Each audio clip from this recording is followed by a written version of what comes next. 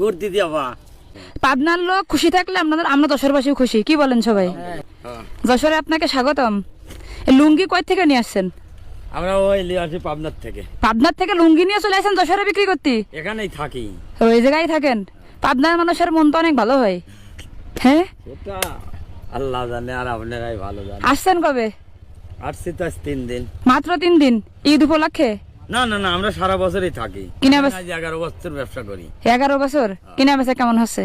কিনা বেচা নাই তো ভাই, এই কালকে গেছিলাম 7-7 দিক, তারপরে 10-12 পিস বেচছিলাম। আর আজকে যাবত মনে হয় যে এটা 7-8 পিস হয়েছে। এটা গোপন কথা বলবেন? হ্যাঁ, বলেন। 10 পিস বিক্রি করে কত লাভ হয়েছে?